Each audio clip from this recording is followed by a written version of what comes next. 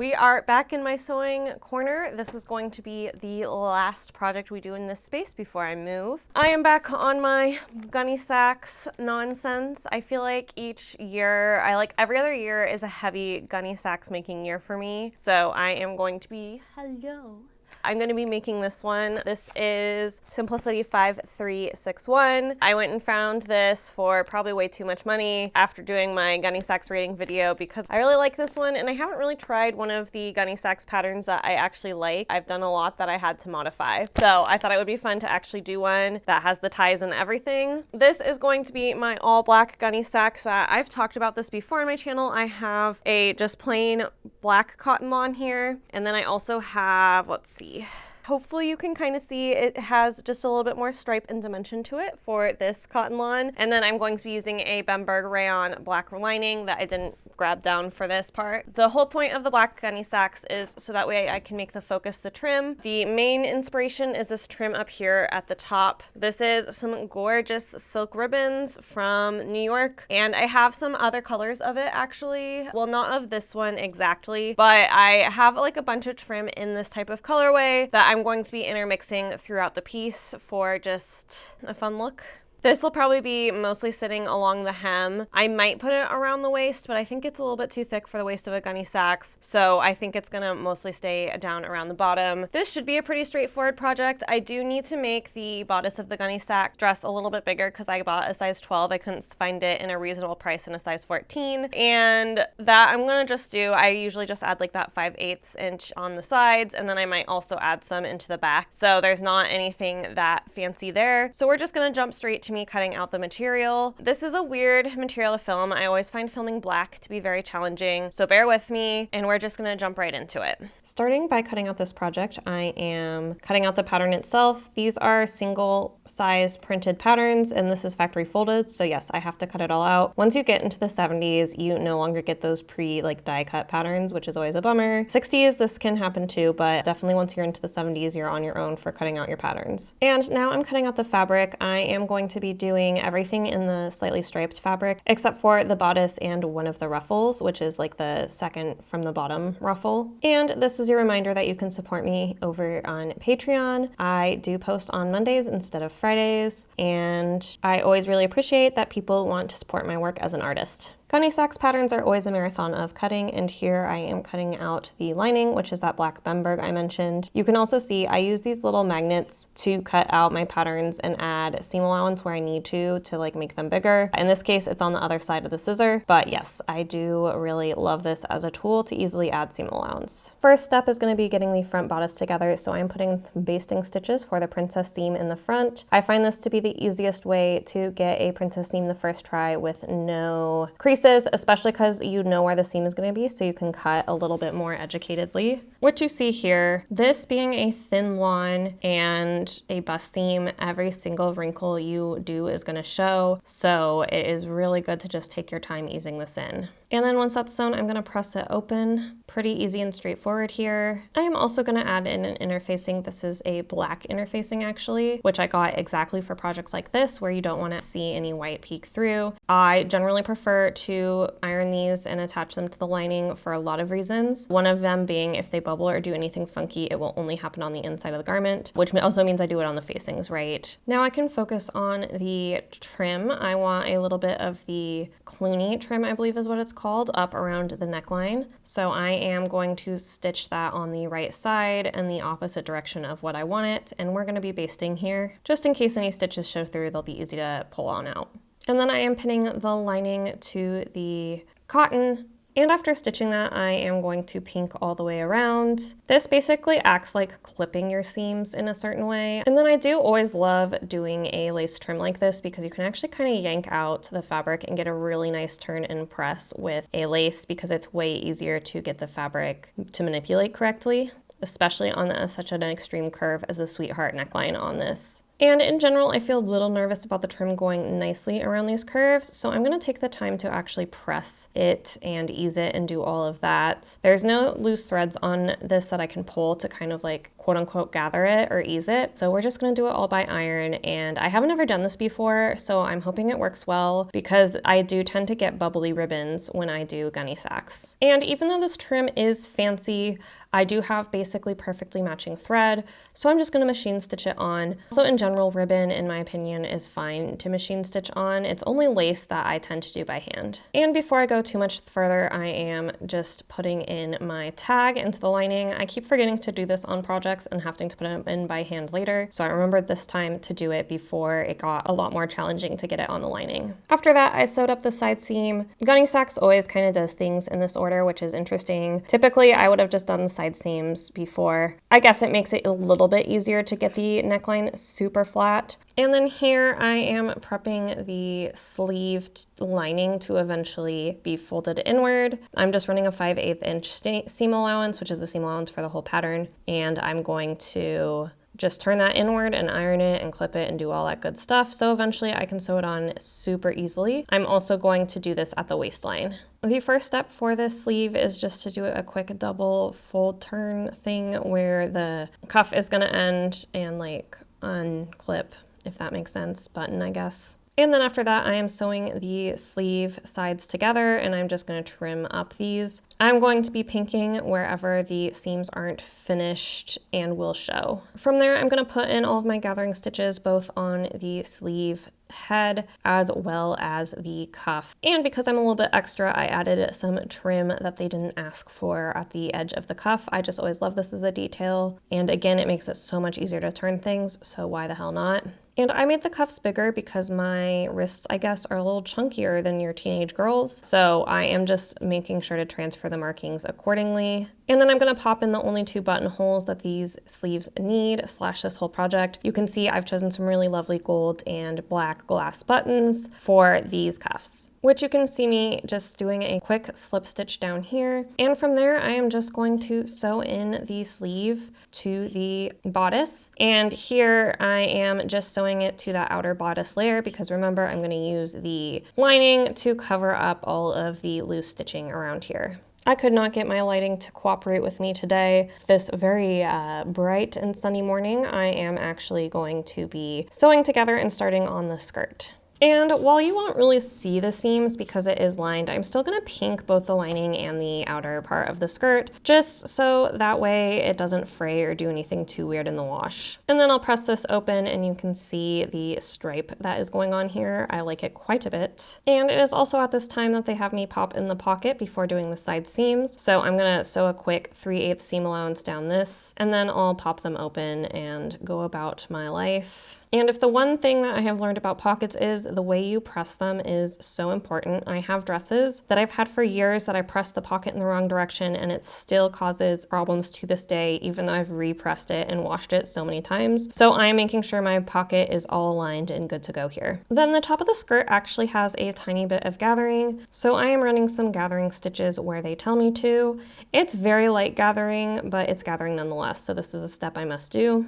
And then I have again sewn just to the outer bodice part, not the lining here. And I am now popping in the zipper. I'm just using a metal zipper that's in my collection. And I'm just using kind of my normal method to sew this in. I don't need to interface it because this lawn is pretty sturdy. And by that, I just mean it presses crisp enough that I don't need the aid of an interfacing. And before I pop in the lining of the skirt, I am just top stitching down the edges that I'll eventually slip stitch to the zipper. That way they stay nice and neat. And I'm also gonna real quick do a double turn hem around the bottom of the lining. And then instead of gathering it, because it's underneath, I'm just gonna pleat it in. I think that will work just fine. And so that's what I'm doing here. And you're seeing me pin that in, and I'm just pinning it to the seam allowance of the waist because I'm going to use the bodice of the waist that's folded in that I pressed earlier. Once this is done, I am going to put in the waist ribbon. I have gone ahead and sewn the point at an angle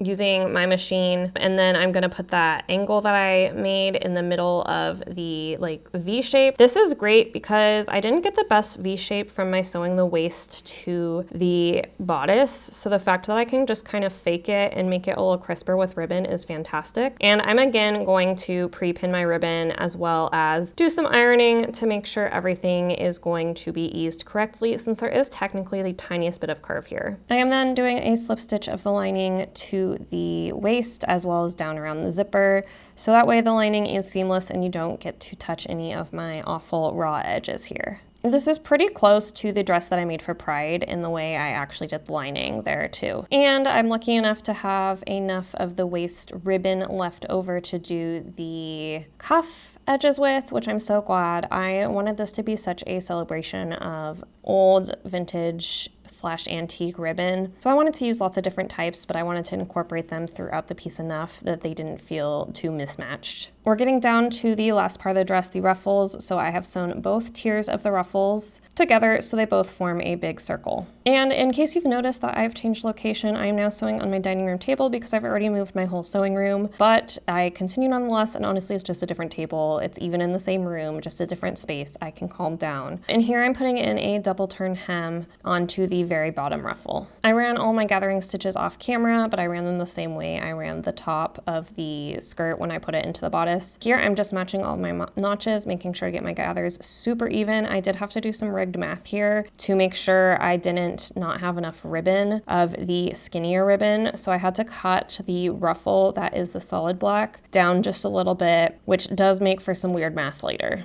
And here I'm sewing that bottom ruffle that I put the double turn hem on to the mid-tier ruffle. But while focusing on the ruffle, I just wanted to quickly get in some fray check into the buttonhole so I can open that later. And then I'm putting the ribbon in that ruffle. I'm doing this before I attach it to the dress because it's just gonna make it easier and less fabric to move around because I just have essentially 2 strips here. And this was the limiting trim. I had to basically make it exactly as long as what I had left for the just plain black ruffle, which you can see the actual difference of the fabrics here. Here I'm sewing where the math actually got a little weird. So because I cut that ruffle down, I didn't realize that ruffle was actually not gathered to the bottom of the skirt. So I actually had to gather the bottom of the skirt and feed it into this, which creates a semi-bubble hem effect. It's fine, it's not that big of a deal because there's not a ton of gathering, but it does make this skirt a little weird. However, it all ends up okay. Sewing is nothing if not just having to problem solve constantly, so I figured it out. And especially with this really thick ribbon on it over those gathers, I think it turned out great and was no big deal.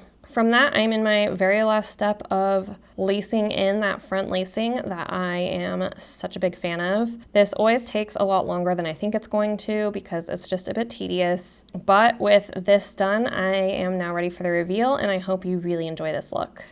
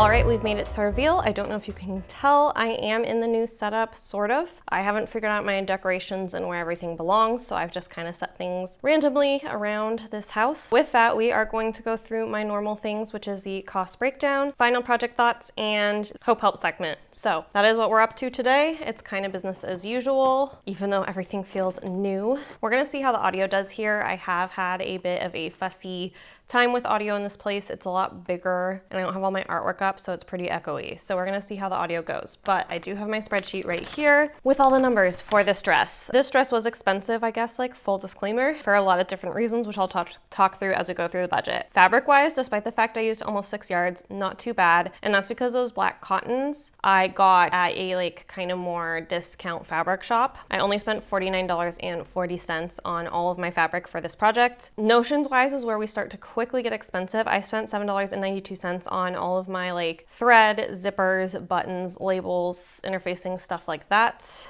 But I put my trim into Notions, which I used a lot of vintage French trim. That is pretty expensive. Most of these are anywhere from $16 a yard up through I think $30. I spent $182.95 on all of this trim. So this is where the bulk of the cost of this dress is. That said, the pattern also pretty expensive. This is considered a like super big collector's edition of the pattern. This is like one of the most coveted gunnesax patterns. So I did spend $66.90 on it. I will be using this pattern a lot. I really like this pattern. So I know I'll get enough uses out of it that it's fine that it costs that much money to start. But yeah, that brought me to a supply total of $307.17. Gunnesax are always pretty expensive to make. As I go to use the pattern again and again and again, it will get a little bit cheaper. Trim is expensive when you like luxury trim. And I've been kind of dreaming about this dress for a while, and it actually took me at least 2 to 3 years to find all of the trim for it. I knew I wanted these silk French ribbons, so I had to kind of be searching for them actively for years. So I didn't spend this all in one place, which is, I guess, good, especially coming off of the silk dress that I just did. That was really expensive. But all of that said, we don't just talk about the cost of materials here, we also talk about the cost of labor, because sewing is skilled labor, even though everybody who runs a mega fashion corporation would love for you to forget that sewing skilled labor. As far as the labor hours go, from what I've done, I cut out pieces for 2.5 hours. This is between, I had to cut out the pattern itself and then I had to cut out 3 different fabrics. So it just took a while. Sewing wise, between the machine and the ironing board, all of that good stuff, we're looking at 11 hours and 45 minutes. So the bulk of my time was spent here. And then hand sewing, I only spent a half hour hand sewing. Dresses like these don't need much hand sewing. That was literally just the buttons, so not too shabby. But that brings me to a labor hour total of 14 hours and 45 minutes. I think it's pretty astounding these days that I can whip out a gunnesax that fast, and I think it's actually quite cool. It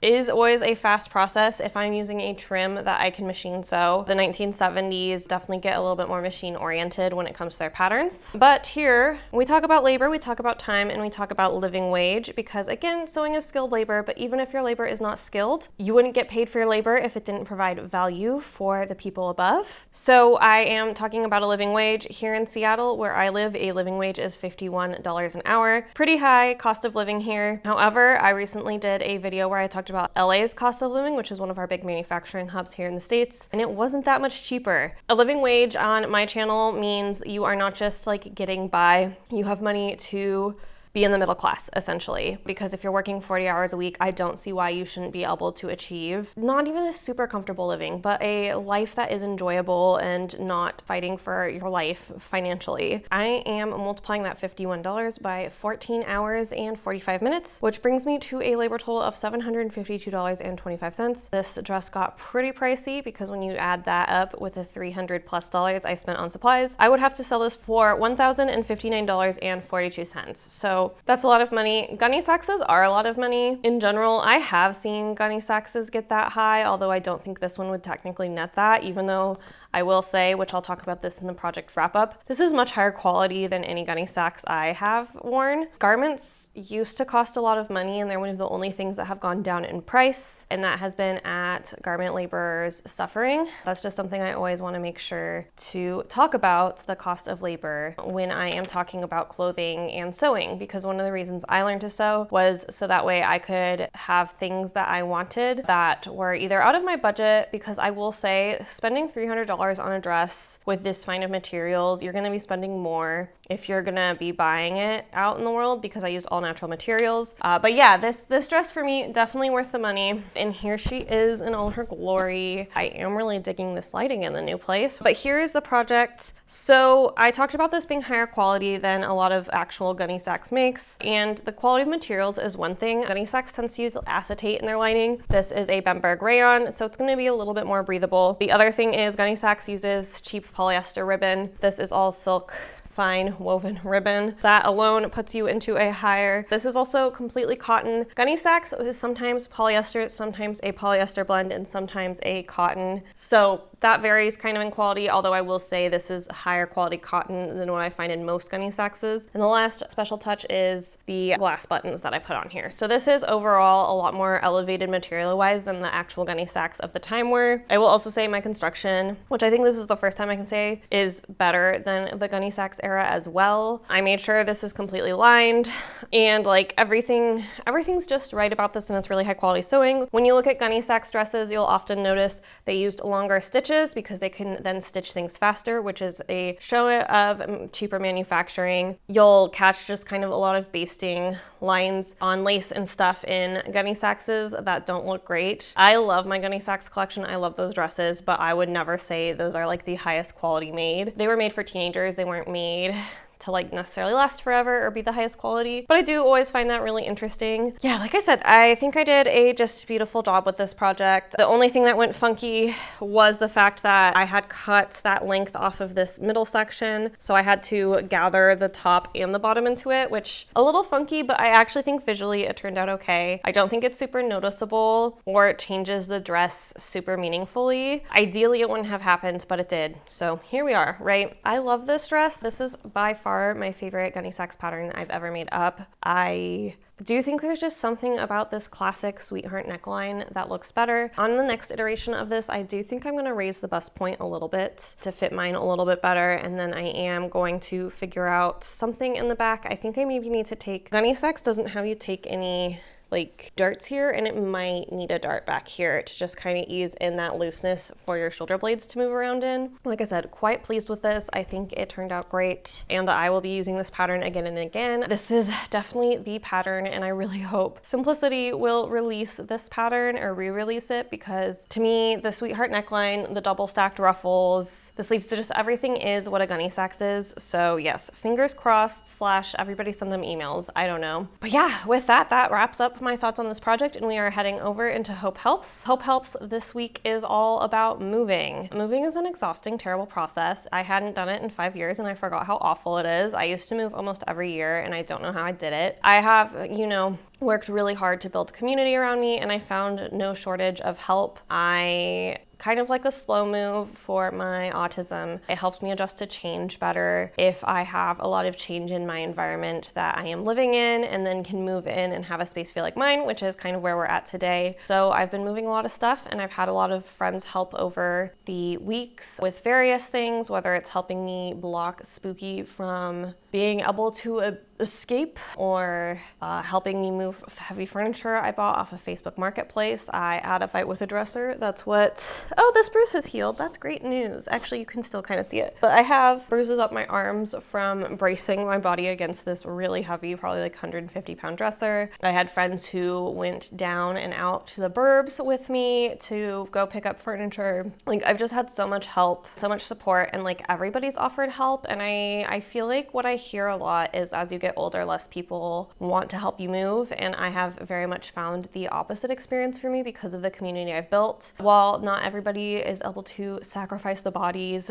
and moving in the way we did in our youth, people wanted to help me pack and organize and sort and set up and decorate and things like that. And it's just been a really amazing and different experience from any other time I move. I've talked a bit about this with various people, but this is my first time moving because I want to move and moving on my terms, as opposed to just having to find that next place within my budget, where it's almost like you're running away from something as opposed to running towards something, which there's a huge difference. And I just feel really fortunate that I was able to do this, and that my friend who toured this apartment sent me that video, because I realized after moving how stuck I've been. It's like once I moved into this apartment, it just was like a breath of fresh air and feeling less stuck. I think some of what I have talked about in the last 6 months is feeling stuck and feeling antsy, and I've been saying the brain worms are really loud right now. Like the brain worms are telling me to move to a new city, quit my job, cut off my hair, do something wild. And I think I needed a push from some friends, which a lot of friends really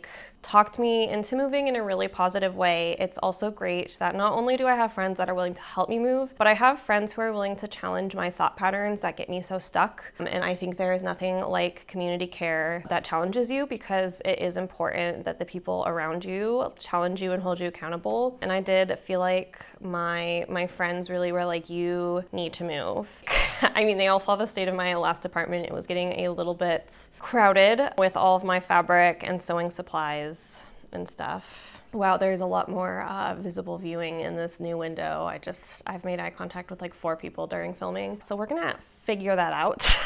I just feel so much better, and I feel so supported and so loved and so cared for. And it wasn't one of those, there's sometimes in your life where people offer to help and they're just doing that because it's like the nice thing to do. And it didn't feel like that. So this move just felt so different. And like, I'm really excited for this next chapter of my life. And I feel always a little conflicted when the world is as bad as it is out there, but I get something that brings me joy. And I always have to remind myself that joy is an important step of keeping going and keeping doing the things I'm doing, running this channel, doing the different work that I do throughout my life to be better for my community. In fact, I think I've maybe found a couple of new coalitions to drive change in the city to join as I've entered this neighborhood. I've already met my neighbors. I just feel like I've already established such a more like positive communal presence in this new place because of all of the skills I've built. I had a lot of time to reflect on who I was when I entered my last apartment and who I am now. And who I was back then was definitely a lot more selfish. And while that is always something I'll work on, I think I'm naturally a relatively selfish person. Like I am not naturally caring and giving person, which sounds really terrible, but I think there's some people who are gifted in that way, and I am not necessarily gifted in that way. I have to, I think, work to think more about others, which I feel like sounds terrible to say out loud, but like it's the truth. And who I was when I entered that apartment was someone who really truly thought about herself so much, and I think about myself much less than I used to, and I'm so much of a better friend and community member and just like person in general. And I always think moves give you space to reflect on where you've grown, and I've grown in so many ways in that apartment, and it made it really hard to leave that apartment, I think, in certain ways, because I became who I wanted to be in that space. Change is good. I have so much more of a space that I can host in. I can even have people stay with me now when they come through town, and I have a lot of new opportunities, like I said, for different community building, different even activist work, stuff like that. I'm in a little bit more of a